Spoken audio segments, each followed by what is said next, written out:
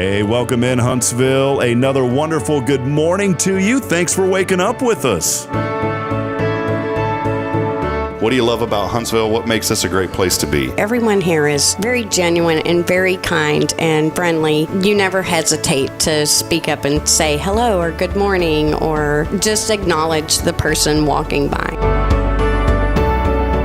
The thing that I love most about Huntsville, I love the peace that Huntsville brings. I love the peace that it gives me.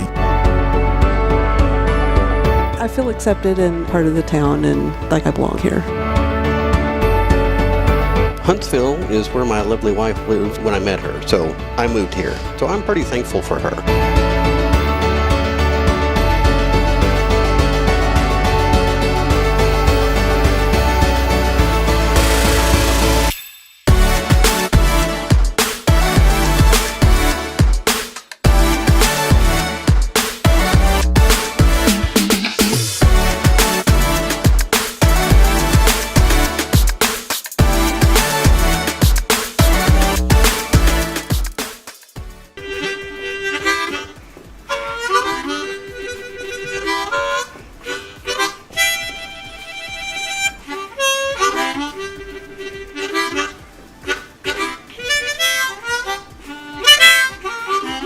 All right.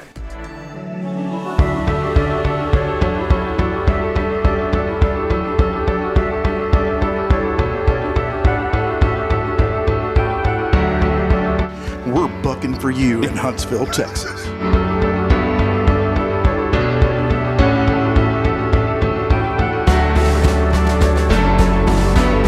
Hello, I'm Billy Cobbin with Sam Houston Memorial Funeral Home. Hey, it's Kay Boning with Tomorrow's Promise Montessori Schools. Good morning, Huntsville. Good morning. Hey, I'm Karen. I'm Toy. And I'm Denise. And from all of us at Walker County Federal Credit Union, good morning, Huntsville.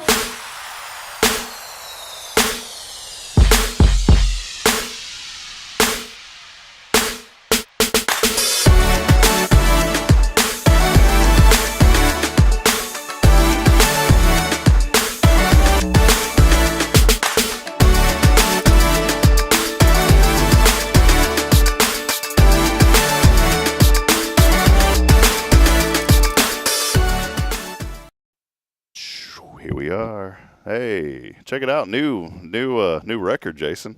New record this morning. New record. 806, man. That's great. I always tell people, if you ain't at work by 8 o'clock, you're fired. Well, man, I may just need to walk out of here, you know? No. I'm going to be positive this morning. It's just, thank goodness that out of everything that could have happened, everything, no, it didn't. They always say, you always feel like when you're in the midst of chaos that everything bad happened. No, not everything bad happened. I made it here. I'm alive. I'm breathing. Your laptop's in good shape. Laptop, man, I'll tell you. Have you ever did that? Put something valuable on the hood of your truck and drove off? I did it with my cell phone a couple of years ago. Did you find it? Well, yeah, I found it. It was, I drove off and right there at the post office, hit a bump.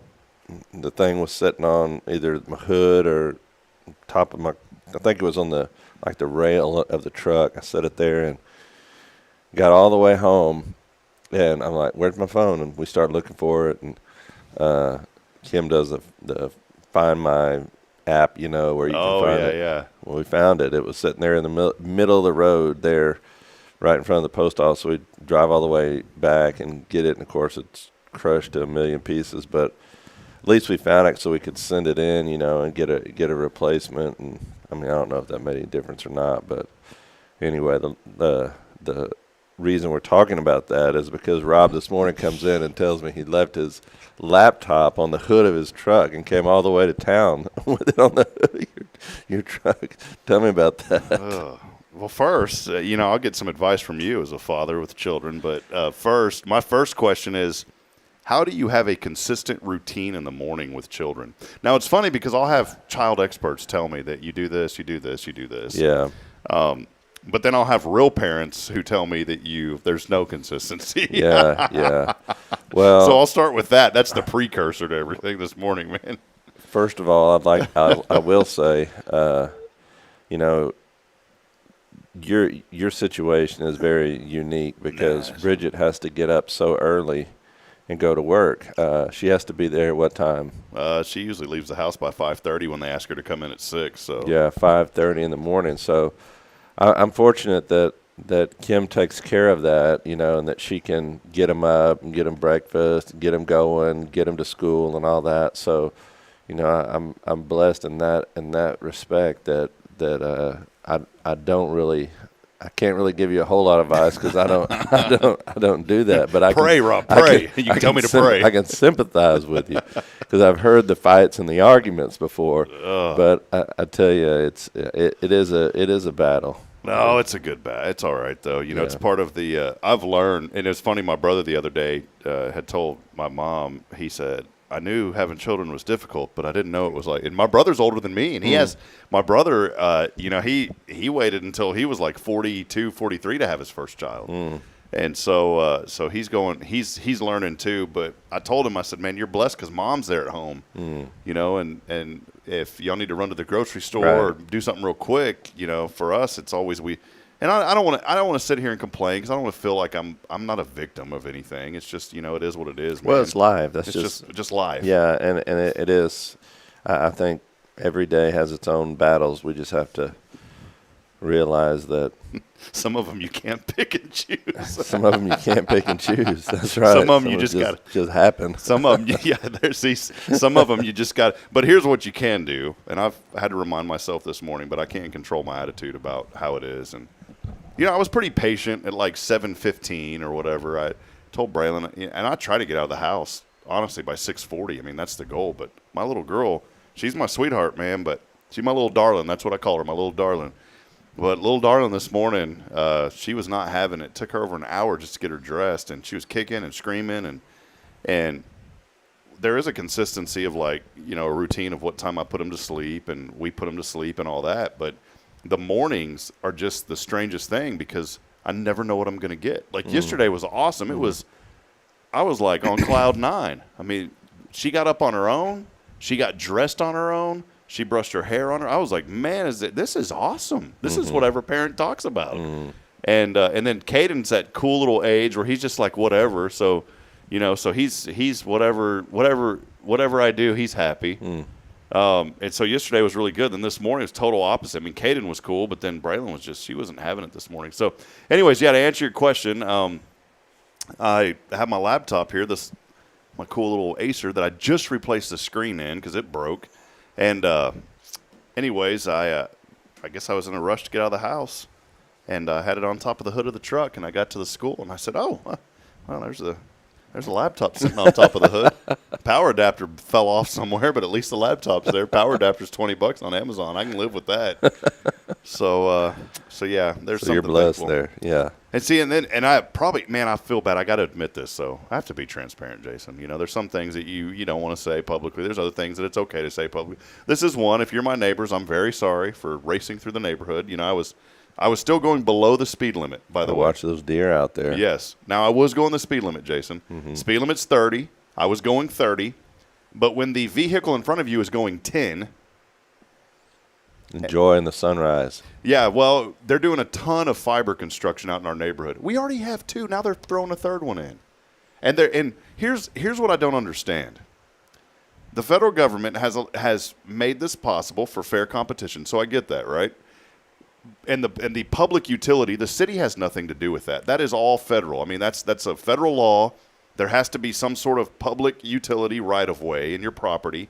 Now, the county and the city does have some governance over that, but it is also a federal law that there has to be competition in communications, which is a great thing, not a bad thing, right? It's good because that helps to drive prices down, typically. I know where you're going with this.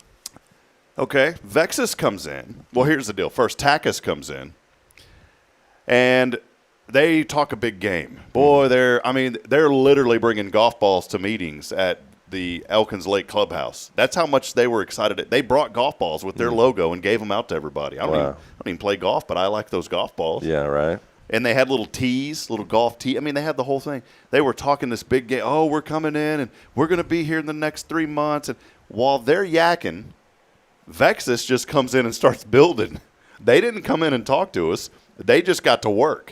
See, my dad's always said, Get to work. Quit talking and get to work. Right. Although now I'm in the profession where I talk when I work, right? So anyways, Vexus comes in. They knock it out of the park, man. They come in, they run all that tubing, all that underground drilling, directional drilling, and all that stuff. They hit a few water lines. They destroyed a few things. That's going to happen. But they fixed it all, right? And I wasn't, it's whatever. And I guess I wasn't upset because that didn't happen in my yard. So I said, well, we just got to endure a little pain to get good internet, right? So they already have the infrastructure built. Then all of a sudden, another fiber company decides they want to build. Mm-hmm. So instead of leasing the existing infrastructure like normal utility companies do on a power pole, they decide that they're going to start running their own conduit. Mm-hmm. And so now pretty soon in our yards, we're probably going to have 3 pieces of conduit at the front of the yards. And we're going to have 3 what they call flower boxes, which are the utility boxes. Just littered in the front yard now with all of these different connections of services that you can choose from. Yeah. That's that's overkill. It's extremely overkill. And but here's what, hopefully y'all have super high speed internet. Yeah, we're going to have the highest speed you've ever – brother, we're going to be hitting the speed of light out there. Well, literally you will with fiber, The only thing that limits fiber is the technology on each end. Did you know that? That's the only thing that limits – they still don't theoretically know the limits of fiber because what's limiting fiber right now is the equipment on each end, which is didn't know that. Which is really cool to think about. But anyways, yeah. So that's coming soon. They put a tag on the door yesterday. Xfinity's the new one, and they said we're going to be building pretty soon. I said, well, at least thanks for letting me know. So are you a customer of one of those companies yet? Vexus, yeah, I love Vexus. They've been good to us. T-Mobile bought them out, by the way, already. So that's going to kill the cable company out there in Elkins Lake. They've already perished. Yeah, they've already packed it up and headed out. Well, there was a guy I was talking to him the other day, and I felt so. I literally went up and gave this. I gave him a little side hug because I just felt bad for the guy because he's out there working hard, and I said, brother, and he's a contractor, and I said, y'all gonna be put out of business. Yeah. He's like, oh no, we got new technology on the way. I said, no, you don't. I said, I'm sorry, buddy, but you know as good as I do that. Streaming. You can't compete with fiber. No. Coax is gone. Right. So anyways, yeah, that brings me to this point, Jason. Just think if, there's some areas that are deregulated. I don't think we're deregulated here in Huntsville. I think you have to use Entergy for your provider. I may be wrong. Georgetown owned the utility where I grew up, and so it wasn't deregulated. But if you lived right outside of city limits, it was deregulated. And that was so great because – perfect example, I had a computer store when I had my business. I opened up another location in the town next to us in Round Rock. Mm-hmm. Round Rock was deregulated. They didn't own the utility. Mm-hmm. And I went with who everybody went through, which was like TXU or something at the time. And I remember my utility bills on my computer shop were like $400 a month.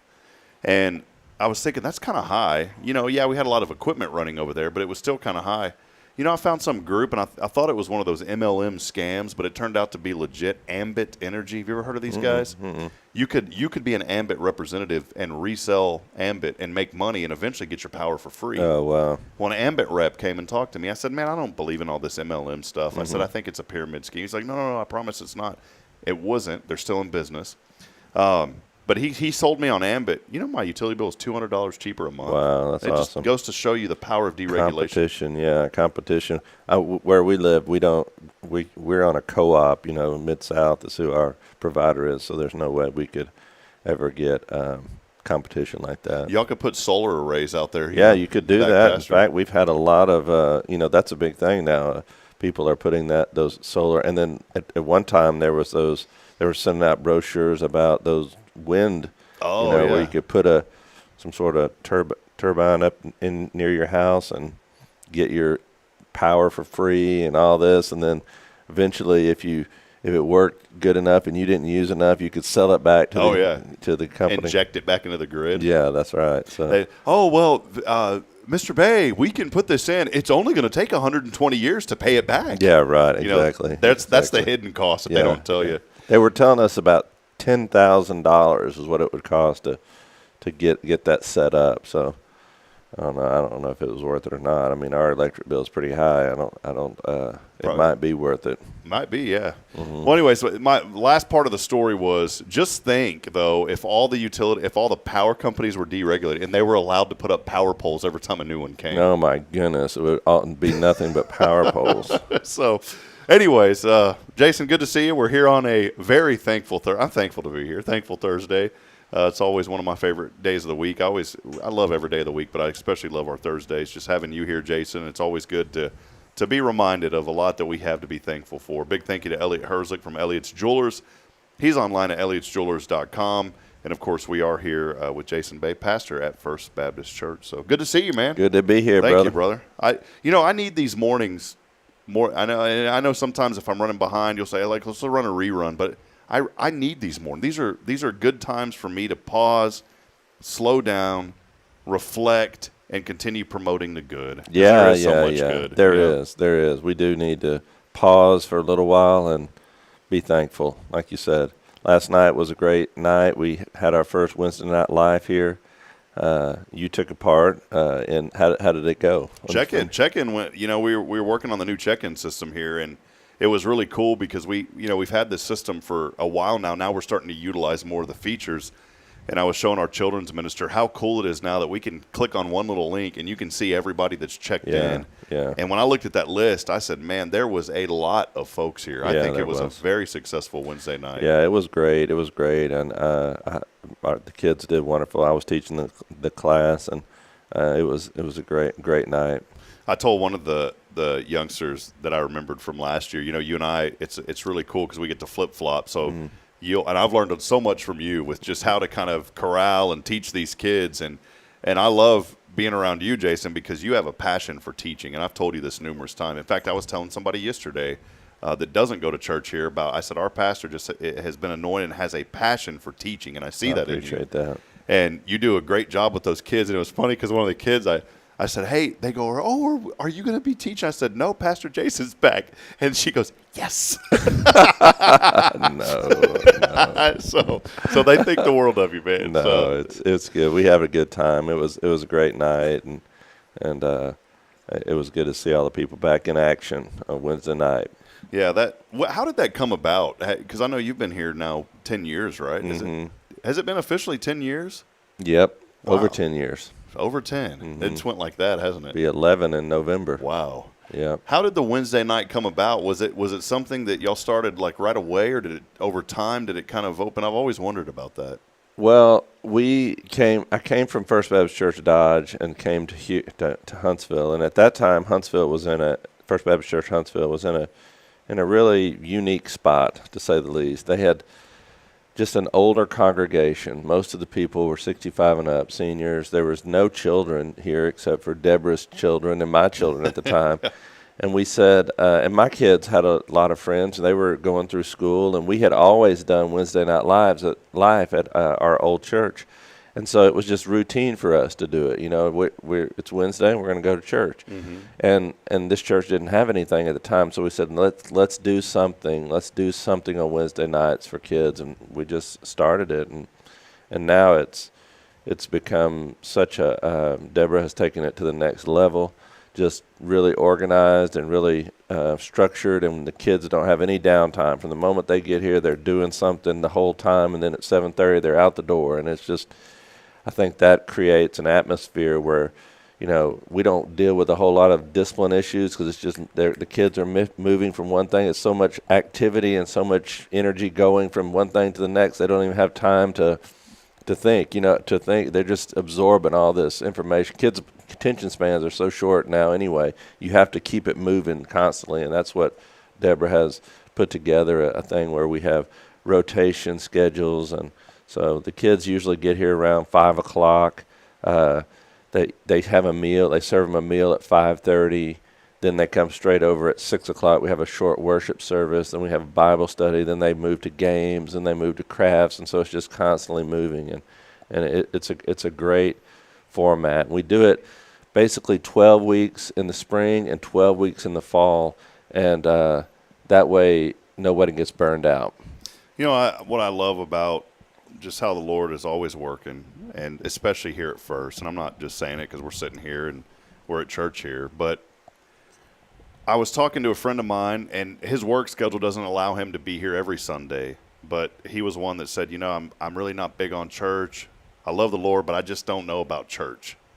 And I was encouraging him, and you probably know what I'm talking about, encouraging him and his family, and he and his wife, and they started coming. And he doesn't get to make it every Sunday because he's in the business of serving people with the job that he has, so he can't always be here. Mm-hmm. But he told me something the other day that I felt was the same for me and my family. He goes, I just love being up at that church. Mm-hmm. He goes, I love being up there. Mm-hmm. And he goes, if I could be up there 7 days a week, I would. Yeah. And I think that is such a wonderful sign of a church whenever people that are new say they just love being up at the church. Mm-hmm. And for me, I've been here, going on 2 years now, and I love being up here. I know you always tell me, hey, Rob, you need to take a day off, go home. I do need to do that. Mm-hmm. Definitely. But I just love being up here. There is a peace being up here at this church. And we've been so blessed, Jason, as you know, we've had many, many new families. And I love saying families coming to church. I love seeing families come to church because I think it's so important that families get rooted in a church.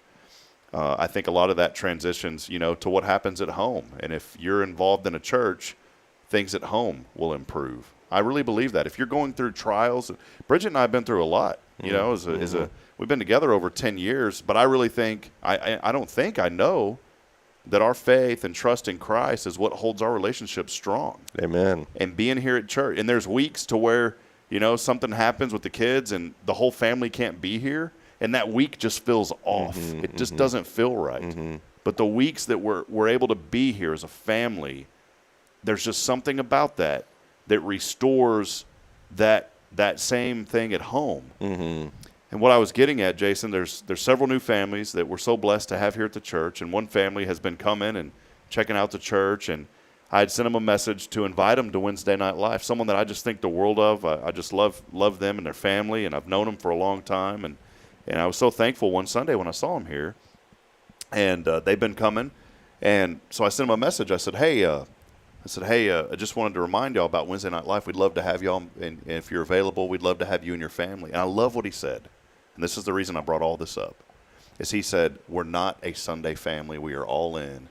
And he goes, we're going to be at everything that we can as a family at that church. That is so important. Yeah, it is. It is. That's great. That is wonderful. And I love that. I love how he said we're not a Sunday family. Mm-hmm. That was so good. Mm-hmm. Like, it just made me think about, no, we should be a family that's as engaged as we possibly can be, because that's really the only way that we grow in our faith, right? Yeah, and I think that's the model that I think over the years, we've altered it and changed it, and I think the model that we have adopted is a really good model, because there is a balance. There has to be a balance between, you want the church is here to equip you to carry out the mission of Christ wherever you are and whatever you're doing. And a lot of times, I think people, the church schedule has so much going on all the time that it takes away from the family. You know what I'm saying? It doesn't equip the people. It's draining physically because there's so much going on. And I think the schedule that we've adopted is pretty balanced. We ask people to do three things. We ask them to be committed to worship. We ask them to be a part of one small group somewhere in the church, and then we ask them to find a place to serve. And that's the only things that we ask them to do, to be involved, to find a place to serve, find a small group that you like, and come to worship with us.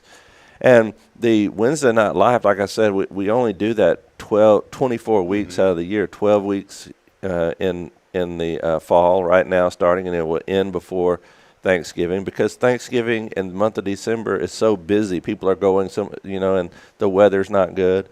January and February we typically do upwards basketball, and then we start back in March and go to through May with our second semester of Wednesday Night Live. So I think the schedule that we've adopted is a very balanced schedule, and it's not overwhelming to families to say, hey, I want to be involved in all that you're doing. Yeah, well, here's what we're doing.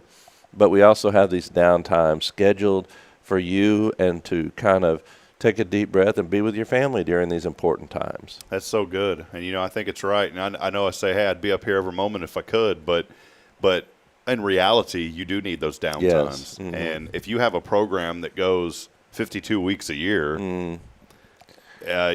it's gonna kind of wear you out after. And a not while. only that, it wears the teachers out, but not only that, the quality of it diminishes. If you're just doing something every single week, when we dedicate 12 weeks in the fall and 12 weeks in the spring, we can make it very good, and it can be very, pointed at what we're trying to accomplish. And I think all of our helpers understand that. So we're not asking for a huge commitment. We're asking for 12-week commitment, and we're asking for you during that 12 weeks to give your very best. Yeah, it's not like you walk in and we put chains on the door. And I've been in places where it feels like that. Yeah, like, or it's like a daycare. You're Yeah. just the kids are just there as because the parents want to drop them off, or they want to.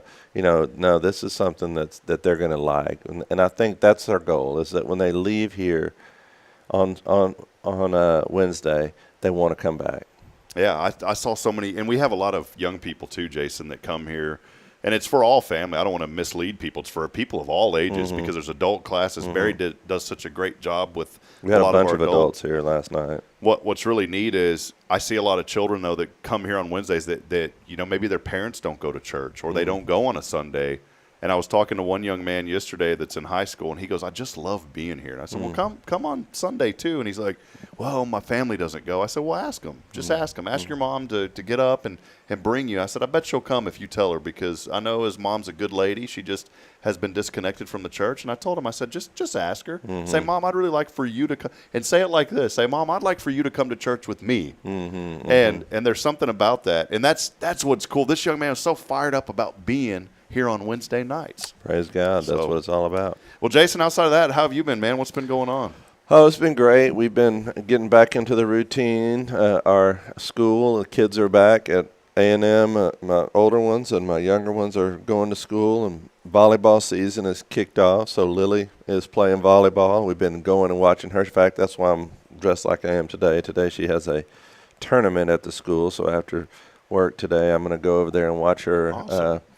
play some volleyball, and she's excited about that. And so it's been great. Last week I was at a church, Base Chapel Church. That's a little church, little ways down from our house, about a mile from our house. It's our church that our ancestors planted there years ago. Back in that's cool. 1851. They built that church, and they started that church. And so they asked me to come and do their homecoming service, which they do in August every year. And so I went and did that and spent the time with them last week. So I wasn't able to be here in our church this past Sunday. I was actually with them, but it was good to be with those people and to see what God is doing at their church. Had a packed house. It was great to see some family and friends that I hadn't seen in a while, and all our kids were able to be there. So it was a blessing. We had a great week last Sunday. So it was sad to be away from here, but it was also great to fellowship with others that I hadn't seen in a while. We've been so blessed here to have so many wonderful folks, Jason. I always tell him this. I tell him a lot. I say, I love you, Brother Don Jackson. Yeah. He's the principal over at Mans Park this year, but he's also our associate pastor here at First. And I think, he's been so instrumental to a lot of what we've been doing here. And it was so great of Alan and you to identify and say, man, we need to find a way to bring him on board. Yeah. And he and his family, I just love them so much, and I know we all do. And I'd messaged him because we were gone too. We were at Bridget's sister's wedding, the last of the Mohicans. She finally got married, and that's the last of their children now that are. I'm sure Mr. Brennan's happy because he's like, finally, I got the last one out of here. Her and her husband now, they had been together for a long time. In fact, when I was broadcasting Georgetown Eagle baseball, her husband. It's kind of weird to say husband because I've known him forever, but her husband Logan was playing baseball then. That's they met years ago in high school, and so they've had that really cool kind of high school love story that you hear sometimes, and they've been together so long. They finally got married. I say so long. I mean they're still in their young mid-20s, but they got married. And it's just cool to see that union come together. And it was really cool to see. I love weddings that are focused on the Lord, as they all should be. That's the whole point of marriage, in my opinion. And it was just so awesome to see that wedding and to see so many people come together and to have a wedding that is centered around the love of Christ. And I was really honored and blessed because they asked me to do the reception prayer the night before for the they call that the reception, right? Is that what the thing's called? Always I forget. No, rehearsal dinner. Rehearsal, yeah, not Rehearsal. reception. Yeah. So they asked me to do that, and then they asked me to do the prayer right before, after the wedding, and then everybody gets together. and eats. Yeah, that's the reception. The reception, yeah. I should know all these things, Jason. And so, anyways, it was neat, and I just reminded them of marriage being about the union of a man and a woman, and coming together, and living out your marriage in faith, and trusting the Lord through every process, knowing that it's not going to be easy. It's going to be tough. But if you keep Christ at the center of it, that all things work out. And, and we've had people here that have told us, and I don't mind saying this because he said it, but Don said, if it wasn't for our faith, that's what's kept our marriage strong and brought us back together. And I think that's such a story for anybody maybe this morning that's struggling even in a relationship. If you haven't taken that next step towards marriage yet, put God at the center of that relationship, That's whether right. you're dating or whether you're married. And watch what he's going to do. That's right. Amen. So it was word. cool. And Don, the reason I brought up Don is because I'd messaged him. I caught bits and pieces of the sermon, and I said, Don, that was just an awesome message. And he said, well, I feel like I was struggling, because he said his voice was kind of off, and he goes, I felt like I was struggling through it. I said, brother, that was one of the best you've had. I said, that's the best you've had yet. Right. So I said, if you were struggling through that, then keep on struggling, man, because that was great, man. Yeah, praise God. Praise God. I'm thankful that we have him. Like I said, he's such a vital part of this community in so many ways. But God brought him to us, and that way, whenever I have to be out for different reasons, then he's always prepared. And I appreciate that, because from time to time over the 10 years that I've been here, there's been times where you wake up and you're sick that morning, you weren't expecting it, and you just physically can't be here. And he's always ready, and he's always willing to fill in. So I thank God for him. Yeah, I'll never forget that Sunday morning. Jason's so committed. That Sunday morning you called and you said, "Hey, guys, I'm probably got COVID, but I'm coming up there. Remember that?" And then we had to put that plastic wall. You remember that? No, I'm just kidding. He didn't do that, but he would Jason would. No, that's how committed he is. This man will come. And he'll probably tell you, don't come near me because I'm running 103 fever, but he will be here and preach. That's our pastor here, Brother Jason. So we appreciate you, man. No, he didn't. you. By the way, he never did that. So, but protect our people. But if there was an opportunity, I guarantee you probably would. Hey guys, can we get that new plastic wall put up there? Definitely. Well, it's great, man. Well, Jason, a lot going on in our world too. I wanted to highlight a couple things, and for folks to keep in prayer. I always try to be upbeat and positive on this show and lift people up, but there's been some pretty tragic things. There was a shooting at a church there in Minnesota just a couple of days ago, and there's a lot of news coming out about that now. And it's another thing that I think of, and you and I have talked so much about mental health on this show, and it seems that it's becoming just an epidemic. Mm-hmm. And I think a lot of it is spiritual warfare, and a lot of it has to be in that realm of things, Jason. But, just some tough news there, and praying for those families. And unfortunately, that was all premeditated. There was a whole thing that came out that this person had left. And I think, we have to stay rooted in faith and trust the Lord, and be aware of people that may be struggling, and try to plant those seeds in people's lives to let them know, hey, and I'm not giving any sort of, grace to the person who committed these acts, because it's heinous of what happened. But I am reminded that we do need to find out ways that we can be aware if somebody's going through something, and try to find people help, because there is so much going on. Doesn't mean what they did. There's no excuse for any of that. But it reminded me that, I can, and I'm not going to say there's people that are thinking that radical, but I know that there's people in my life, a couple that I can think of right now, that are going through some things that have, and one of them told me that my life is worthless. And I've identified, and I've taken time to pray with that person and let them know, no, your life isn't worthless. Well, I think you hit the nail on the head when you said it's spiritual warfare, because that's exactly what it is. We see as things progress, or I shouldn't say progress, degress, then we see the disintegration of a society and a culture. We begin to see the fight between good and evil even more clearly. The church becomes the enemy of what these people that are demented want to do, the harm that they want to inflict on innocent children, innocent people, is so sad.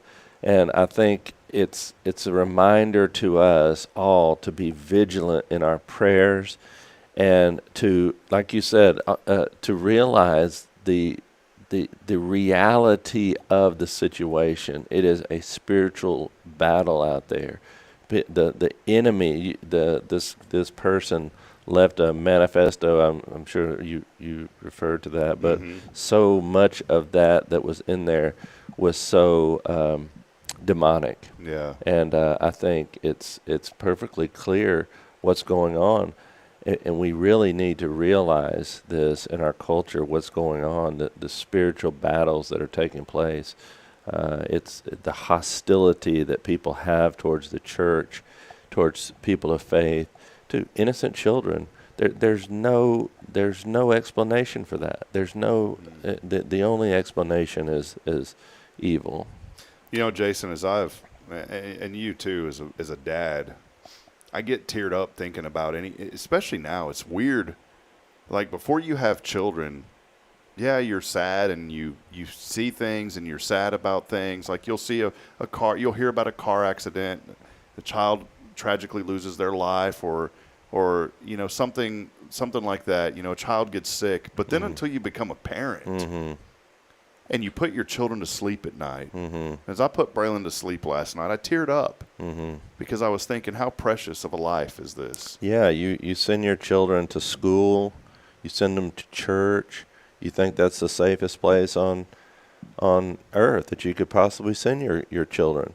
But now what we see is it's a war. Yeah. It's a spiritual battle. It's a place where people guided by evil are trying to inflict destruction and hurt on other people. You've heard the old saying, hurt people hurt people. Yeah. And they are dealing with the spiritual battle within, and their reaction is to hurt someone else. And how in the world it's cowardice. It's the low. It's unacceptable, and it should be unacceptable in our society. And we really should realize what is going on here. And it's a spiritual battle. We need to bathe our schools and our churches in prayer and be vigilant about what's going on, and open our eyes to the reality of our culture. I mentioned earlier, I know of a couple of people who are going through some pretty rough things, and they've been open about not wanting to be here anymore, and it breaks my heart. And you pray with those people and you spend time with those people. But I will say, on the flip side, I've also known several people that have been in that same boat, and by the power of prayer and through faith in Christ, I've seen those lives restored. And I'll tell you, that is one of the most miraculous things, seeing somebody that has just, and I'm not talking about people who are thinking about going and harming others. That's not I'm not the people that I know. They would never. Right. They're talking about harming themselves and not wanting to be here. And I've lost some friends. I've lost some people that I've known to that, which isn't good. But I've also seen people that have said, there is something more, and I need to figure that out. And I believe that's the Holy Spirit prompting them to say, you know what, it's time to start really believing in being true in this relationship with the Lord, and He was going to bring you through this season. And I've seen that in a couple of people, and there's a guy that immediately comes to mind that was at the lowest of lows in his life, and he told me, he said, my faith in Christ is the one thing that has brought me out of this.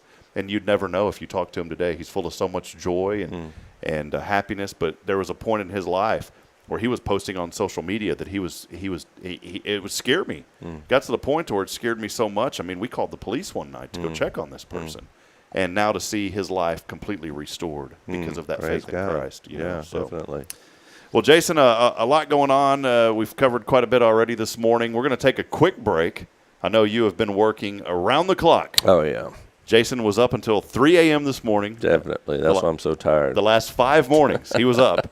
With a special segment that you can't wait to be here on a Thursday. That's right. That's right. We'll take a brief break. We're going to take that break. As always, big thank you to First Baptist Church here on a very thankful Thursday.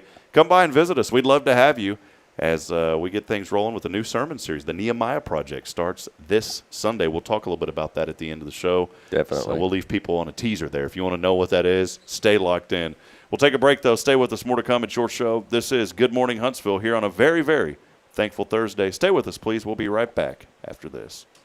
The church should be transformational. And maybe you've never been to church, or maybe life has left you feeling lost, but Jesus says, "Come to me, all you who labor and are heavy laden, and I will give you rest." At First Baptist Church Huntsville, a harbor of hope, we're not trying to fit in with the world. We're here to help you step into something greater, a fresh start, a new life in Christ. Join us this Sunday at 10:45 and see what God can do in your life. Visit fbchuntsville.org. Hope is here, and we're saving a seat just for you. Loving Jesus, loving people side by side. In this harbor of hope, we are safe inside.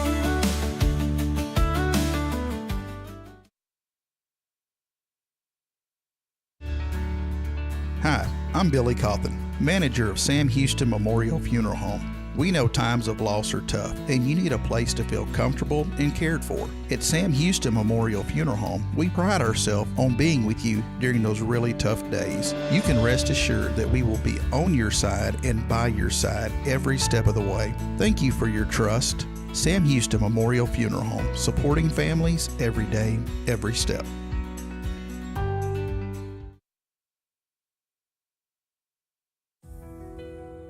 Since 2010, the Oak Ridge Disciple House has helped men break free from addiction, not with quick fixes, but lasting change through Jesus Christ. They've celebrated 167 graduates at Oak Ridge and 138 more at Interfaith with an 80% success rate. That's compared to just 5% in most secular programs. The fact is, Jesus works. And now, celebrating 15 years, they're building their third house in Tennessee and just launched a women's program, Restoration Ranch in Texas. It's all for God's glory. And here's the heart of it. They never turn anyone away for lack of money. In fact, 95% of families receive scholarships. As one person put it, don't talk about it, be about it. Every penny counts. Donate today at oakridgedisciplehouse.com and help change a life forever. The Oak Ridge Disciple House. Online at oakridgedisciplehouse.com. Real recovery, real hope. Hey friends, this is Rob Hipp, and I'm here to talk about a true expert in the real estate world. Let me introduce you to my good friend, Terry Coleman of the Coleman Realty Group. With 33 years in the business, I've dedicated my life to making your real estate dreams come true. Specializing in residential properties, I serve Walker and Montgomery counties, from Spring to Trinity and areas all around. They call her your next door agent, and here's why. I'm not just here to help you find a home or lease a property. I'm here to build lifelong relationships. Whether it's residential or commercial, farm or ranch listings, there's something for everyone. Now you might wonder, what sets Terry apart from other real estate agents? Well, it's simple. She goes above and beyond for her clients, like the time she surprised a family from California with a fully decorated Christmas tree and gifts when they returned from closing. You shouldn't have to compromise on the joys of home during life-changing moments. So, if you're ready to make your real estate dreams come true, here's what you need to do. Visit my website at myrealtorterry.com and let's make those dreams a reality. That's Terry Coleman, your expert in all things real estate. I'm Terry Coleman, your next door agent, and I can't wait to help you open the door to your new life.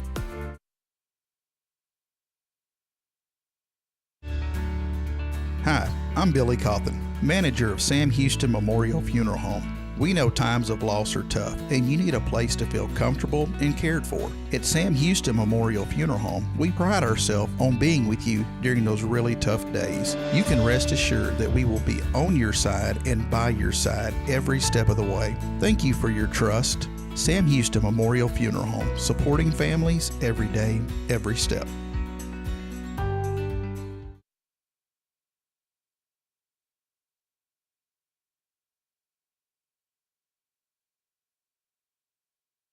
This is Guardian Defense in Huntsville, Texas, a trusted family-owned and operated gun store and range in the heart of East Texas. Guardian Defense is your one-stop destination for Texas LTC, NRA basic pistol and rifle courses, pistol refresher training, as well as a wide selection of quality firearms and ammunition. At Guardian Defense, empowerment is within reach through their Texas DPS-approved license to carry classes. Certified instructors will guide you through every facet of firearm safety, conflict resolution, and the pertinent legal aspects. Book now to become proficient and responsible in handling a firearm with complete confidence. For the eager learners, the fundamentals of pistol and rifle usage await discovery in their comprehensive 8-hour NRA basic courses. You're invited to connect with Guardian Defense on Facebook and Instagram, or give them a call at 936-293-0364. You can also visit them online at guardiandefensellc.com. Guardian Defense, your reliable partner in mastering firearm safety and acquiring quality firearms in the heart of Texas.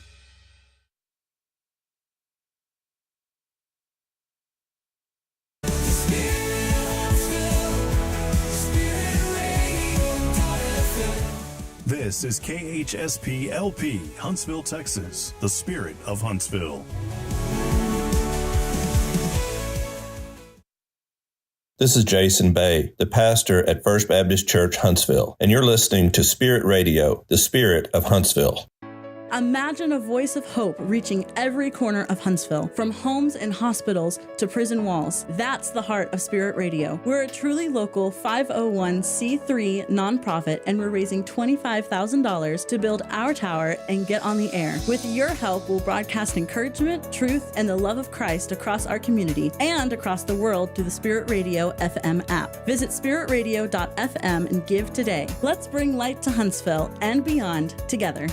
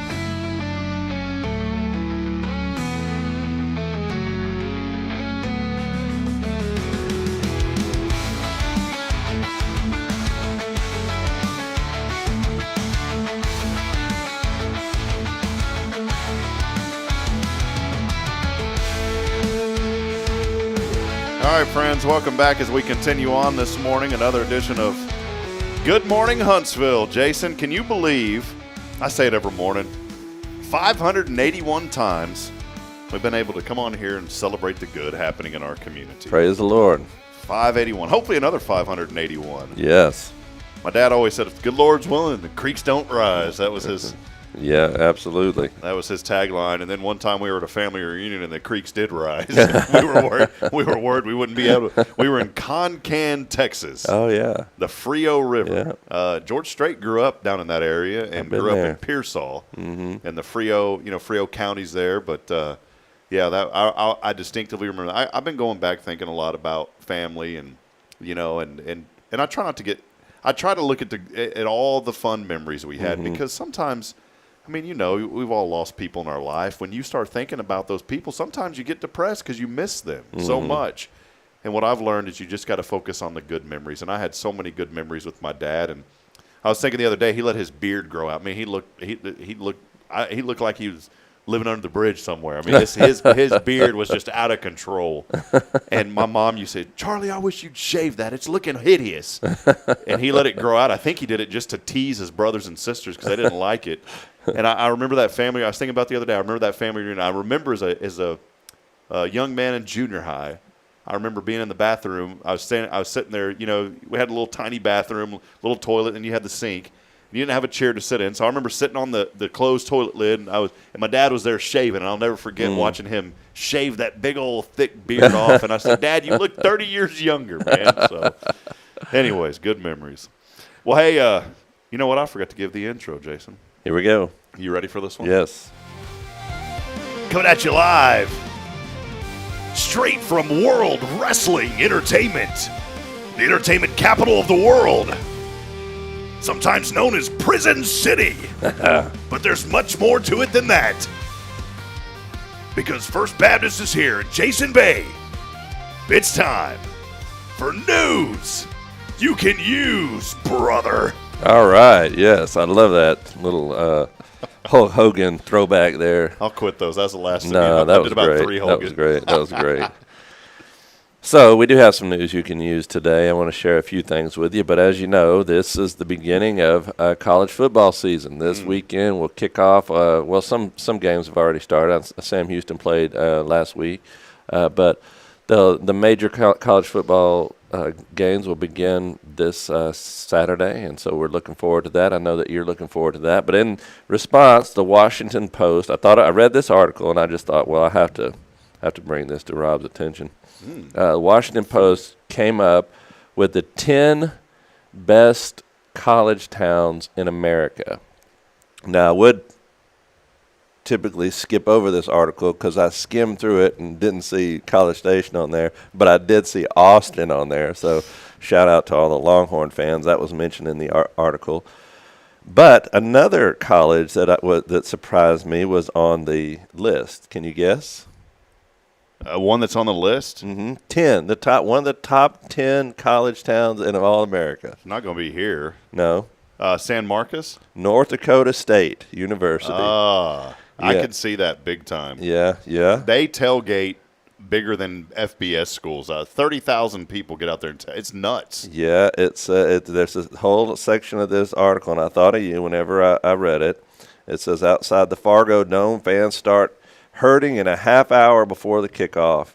And this at this particular game, they were playing North Dakota. It says, the noise is ear-splitting. The Dome may only seat about 19,000, but the acoustics have been clocked at similar decibels as a jet engine, easily on par with the cathedrals in Athens, Austin, and Ann Arbor.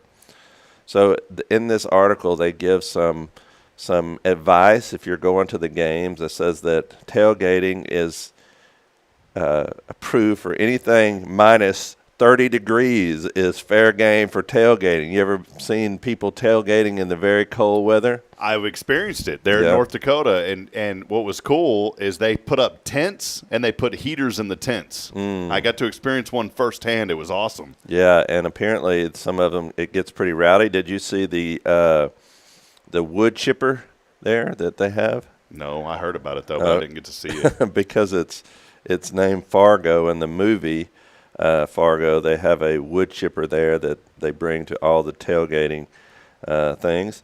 But they recommended these places to eat, and I wonder if you had eaten at any of these. Blackbird Wood Fire. Did you ever eat there? Marge's Diner. Never ate there. Did you ever go to Fargo Moorhead Visitor Center? I've driven past it. Yeah.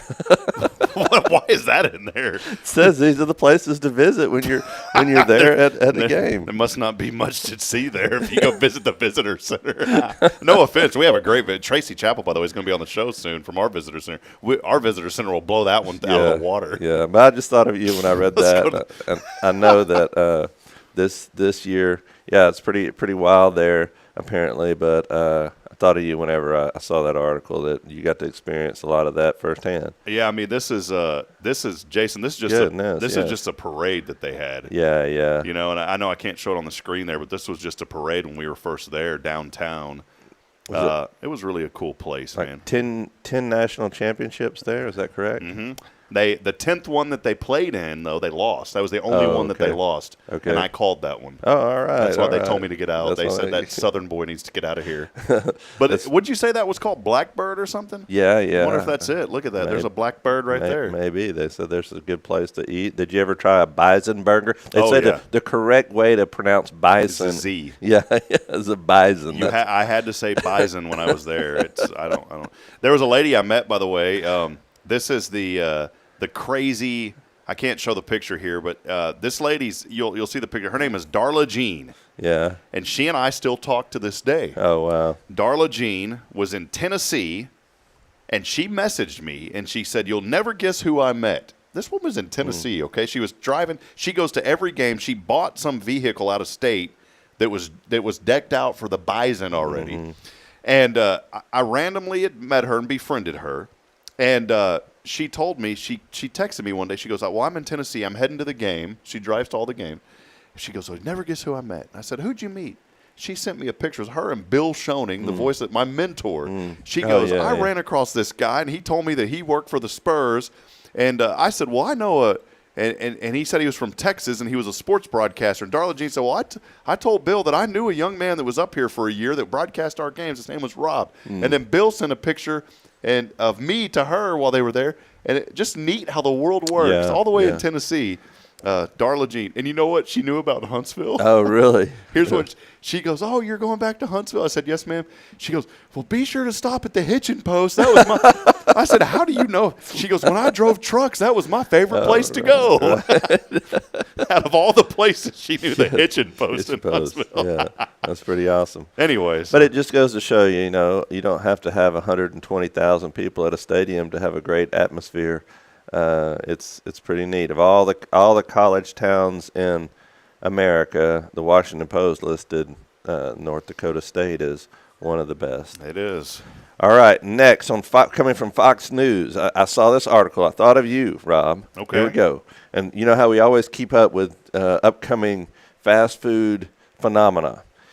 Here's Fox News headlines. You can eat McDonald's food without gaining weight, says a dietitian. Here's how. Okay, so this is some of the things that you can eat at McDonald's that it says that in moderation that is not exceptionally bad for you. It says try to focus on things with high protein. Number one thing that you could eat is a cheeseburger, it says. It turns out that in moderation, McDonald's cheeseburgers and hamburgers, by extension, can fit into a diet. These provide protein and iron from the beef plus calcium from the cheese. McDonald's and hamburgers and cheeseburgers range from 250 to 300 calories and offer 12 to 15 grams of protein, respectively. Pair it with a side salad or fruit to add more nutrients to the meal. So there you go. Number two is Chicken McNuggets. This is a quick and easy protein option with a catch. Avoid the dipping sauces.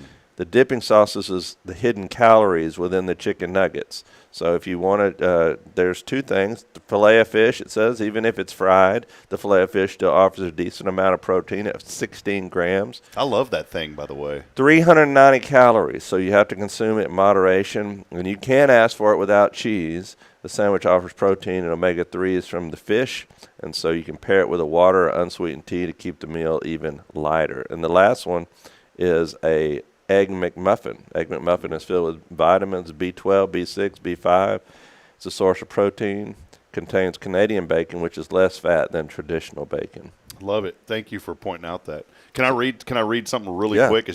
Go for it. So the power of AI can manipulate anything. Yeah. So Joshua Mashi was in here with me a couple of weeks ago, and I said, let's tell AI to write an article that'll make it sound like McDonald's is the best of the best. Yeah. And so here's I'm not going to read the whole thing, but here's what it came up with. You ready? All right, yes. This is not true, by the way. Yeah. From AI. McDonald's declared the world's healthiest restaurant chain by leading nutrition experts. Yeah. First paragraph Very here. generic. Yeah. A golden arches breakthrough in wellness. Isn't this good? And a revelation shaking the health and wellness industry to its core. An international coalition of nutrition scientists announced today that McDonald's, the same fast food chain long associated with the convenience and guilty pleasures, has emerged as the most nutritionally beneficial dairy option on the planet. The finding, published in the Global Journal of Preventative Health, is being hailed as, quote, the greatest dietary discovery since the invention of salad. See, this sounds professional, right? The only part that I wanted to tell you out of this, fries, the new kale, okay? Perhaps the most shocking finding came from the humble French fry. Yes, according to the study, the French fry process at McDonald's creates a unique molecular structure that enhances bioavailability of essential vitamins and minerals. They are quoted as saying, we can now say with confidence that a medium order of McDonald's fries delivers more usable antioxidants than an organic kale smoothie. That from Dr. Strasberg. It's not an hyperbole. friends, it's biochemistry. That sounds pretty. It'll change your mind, right? Oh, definitely. I love all those experts. You can get an expert to say anything nowadays. Anyways, I thought you'd enjoy that one. Continuing on the line of food, though, this comes from the Southern Living magazine. And when all our kids going back to school, we think about all the things that they experience, especially early in the mornings, the lunches, right? Mm-hmm.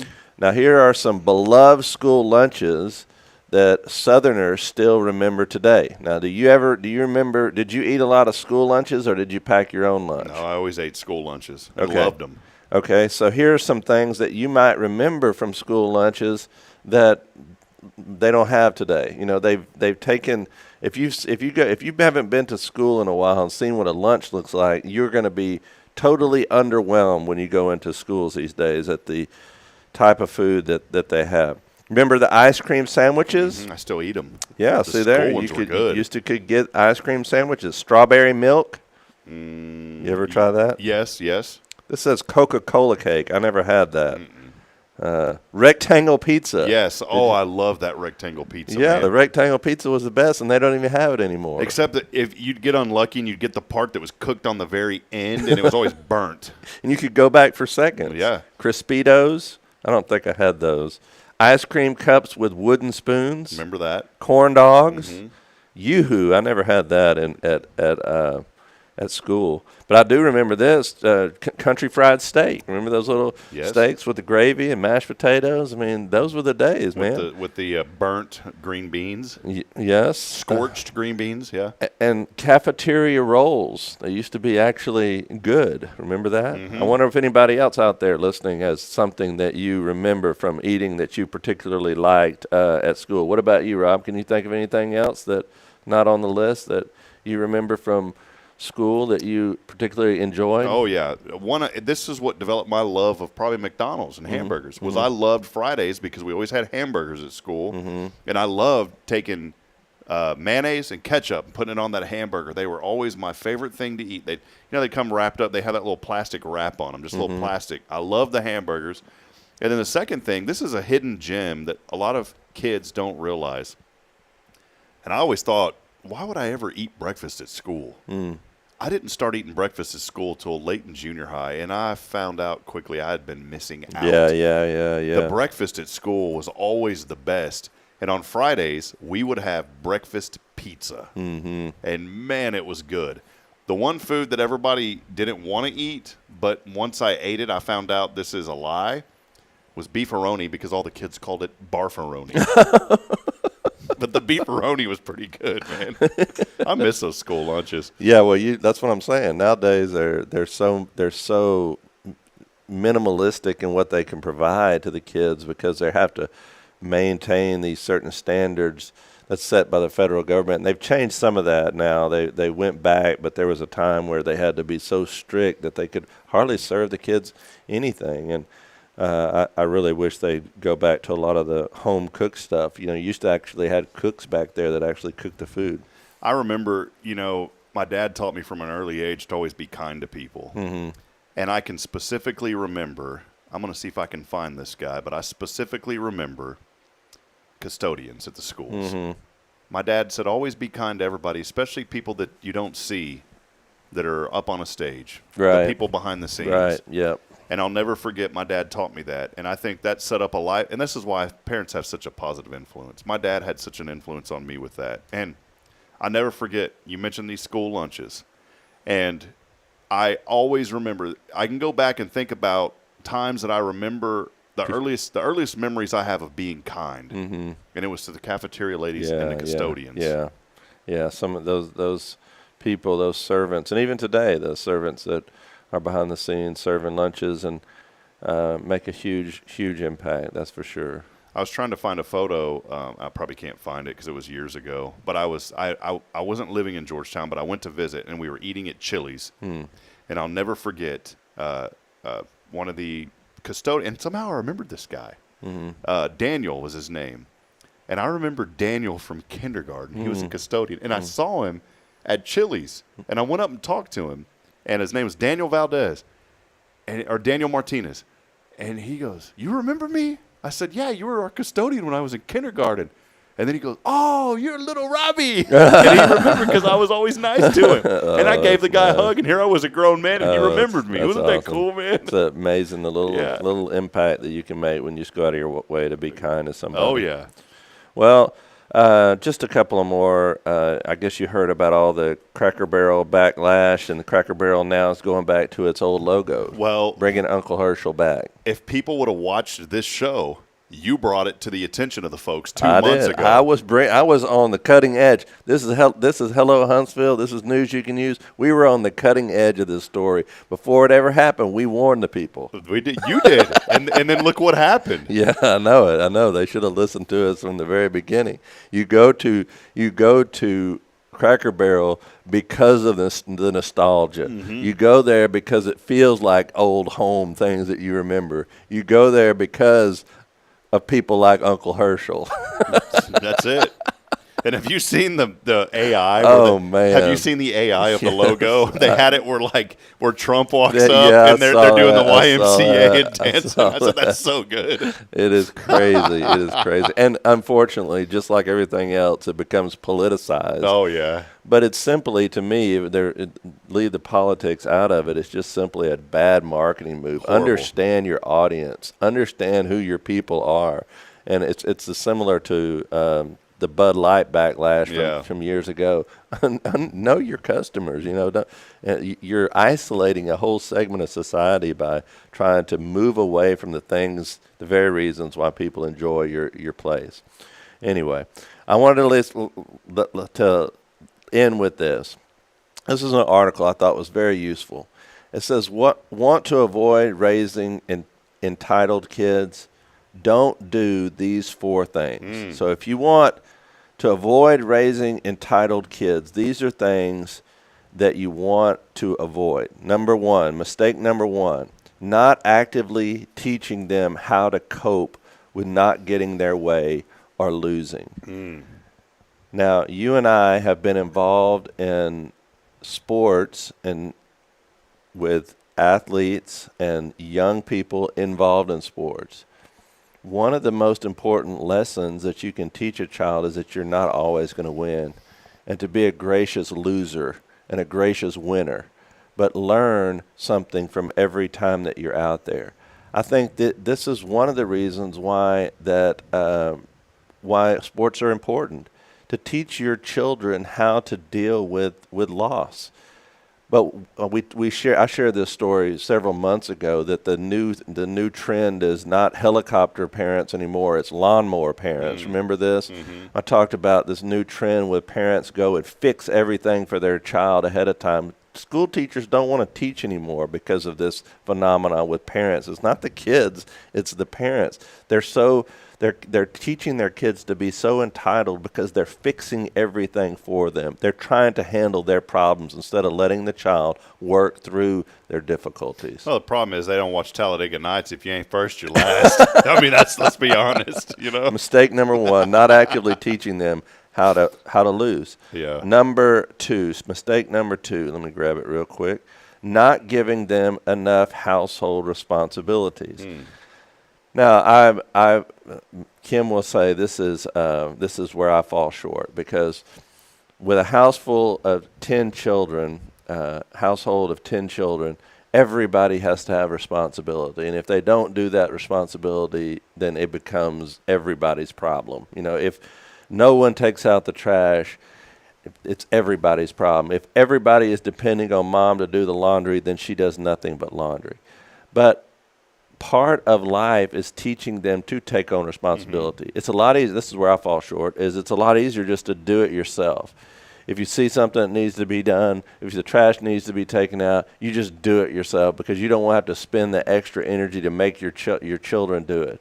But I think it's according to this article and just common sense, it's important to teach your children to have household responsibilities, to understand what it's like to be a part of a team, to work together for a common goal, not out of punishment, but out of respect for the household. This is how the household works.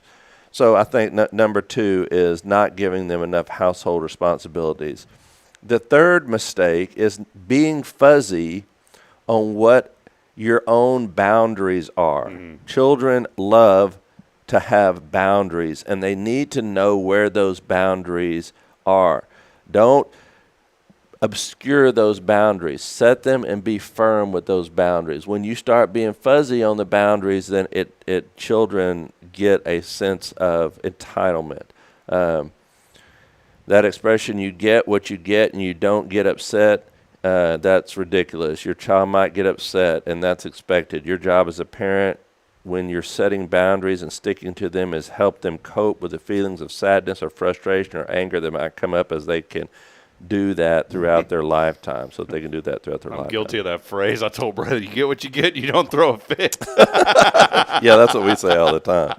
But if they do get upset, the emphasis is if they do get upset, that's okay. They need to learn. You don't back down from that. And mistake number 4, the last one, this is, I think, is the most important. The mistake number 4 is failure to model the behavior you'd like to see. You know, children, I always say this, children will hear what you say, but they'll do what you do. If you want them to not throw a fit, if you want them, they need to see it in you, calmness. They need to see that reflected in your behavior. I know different children are different in all different ways, but from the very beginning of our children's lives, we began bringing them to church with us. They've always been in church since the time that they were little. And they've learned to be able to sit in church, Now, they're not perfect in church, but they are able to sit there. And so when we go to other things, like when we go to other events that we have to take the kids to, they can sit there because they've seen us model that, and it's something that we've done consistently throughout their life. Now, like I said, my kids aren't perfect. I know they're going to have lots of mistakes, but I do genuinely believe that if you don't model the behavior you'd like them to see, if you say, do as I say, not as I do, you're creating a monster. That's it. I think that last one's the one that I struggle with as a parent because I lose my cool sometimes. My patience is what I'm getting at, and I'll be like, there's times, Jason, where I'll be like this, and I'm very careful about it now. But I'll tell Braylon, like, just mind me. And I'll go like this. Well, what does she do now? And she'll go, and she does this little grit. And I'm like, that's for me. I need to stop doing that. Yeah, it's a reminder to us all. But it is true. You see more and more reflected of yourself and your children than sometimes we'd like to see. Well, there it is. News you can use. You heard about it first a couple of months ago. Cracker Barrel. We're on top of it. Jason Bay knew it. You should have watched. Could have saved that company $50 million in stock losses. Yes. I think $90 million actually is what. Yeah, I heard it dropped, and then it come back a little bit, but. Well, I got to get rolling. I've got to take Mac to the vet. We're having they call it like a quality of life visit. He's the tumor unfortunately is back, but we're thankful. I mean, we got to spend another 4 months and maybe a few more. We don't know, but that thing is growing rapidly, and so I'm going to take him today. He's not suffering right now, but I got to take him here in a little bit. And that was another thing. I was going to bring him with me so I didn't have to run back to home and then come back to town, but. That's just how it went this morning. So I'm going to go grab him, take him to the vet, and figure out the next steps with our buddy. So. Yes. Well, Jason, real quick, Sunday new series start. We teased it, the Nehemiah Project. The Nehemiah Project. I did this, or we looked at Nehemiah maybe 2 years ago, but I really wanted to go back and hit some high points in the book of Nehemiah. We're really starting to see God move in a mighty way here at the church. But these are principles that you can apply to any area of your life. Leadership principles for you that are evident right here in the Bible. So we're going to look at chapter 1 on Sunday, and it's a powerful lesson on how to understand the burden that God places on your heart and how he equips you to do whatever it is that God wants you to do, that he calls you to do. So I think it's very important and it applies to everybody. Come and be a part of our series, the Nehemiah Project. Be here on Sunday. I know you'll be blessed for it. Awesome. We'll see you at 10:45. Jason will get you out by noon. And that's, it's a lot of churches say, well, come, we got free coffee. Ours is, we'll get you out by noon. Yeah. I'm going to put that on a bumper sticker. Is that all right? No, I'm just kidding, man. There's no time. That's one thing, though. There really is no time because you don't know how the Lord's going to move. Amen. And I've been a part of obviously you go to church and you're thinking you're ready to get out. You want to go eat or whatever. And one of the coolest services I was ever part of years ago in Georgetown it was a Wednesday night service. And we used to have just the youth would go do their thing, but all the adults, and if some of the youth wanted to stay, they could. But we had a worship service every Wednesday night, and it was very powerful. And it was a different feeling because it was nighttime, but it wasn't very structured like Sunday was. Mm-hmm. And I'll never forget our pastor was preaching. He just stopped all of a sudden, and he said, I feel like the Lord's just moving us in a different direction tonight. And he goes, I think we just need to pray. Mm-hmm. And prayer broke out in that church, Jason. We ended up being there for about 2.5 hours, and not one person left. Wonderful. And it's a Wednesday. Everybody wants to leave, right? Go home, get ready for work the next day. The church didn't start till 7 o'clock at night. We didn't leave there until 11 o'clock that night. Wow. And awesome. People were crying. It was just, and that's what I'm always saying. You can't, you've got to have things in place, but if the Lord's going to move, you're going to let the Lord move. Amen. And we've had times here to where I know that families, and we've been praying, and it hasn't been 3 hours, but there's been times where we did let out at maybe 12:15 or 12:20, and no one even noticed because of what the Lord was doing during that service. Yeah, definitely. Cool. So I know I joke about that, but but Jason, we really pretty much you'll be out of here by noon. Yeah, praise God. Hey, we love you, Huntsville. Thank you, Jason. It's been a fun morning. All right, yeah, it has, brother. We love all of you out there. Thanks for hanging out. Mayor Humphrey was joining us. We want to say hi to you, Mayor. Thank you for all that you do here in our community. And many other people joining us this morning. We'll be back at it tomorrow to close out the week with Billy Cawthon of Sam Houston Memorial Funeral Home. Big thank you to Joshua Mashi helping us behind the scenes with our cameras. As I end every show, reminding you this morning we're not strong enough alone to make it on our own. We do need each other, so please provide a word of encouragement, lend a hand of support. I promise somebody out there needs you. Until tomorrow morning, good morning, Huntsville, and God bless. We'll see you back at it at 7:30. Have a good day, everyone. Oh, hey, Alpha Omega tonight. Tonight. Tyler Fordyce is going to be on the call, so make sure to watch that. So I will. We'll see you, Jason. All right.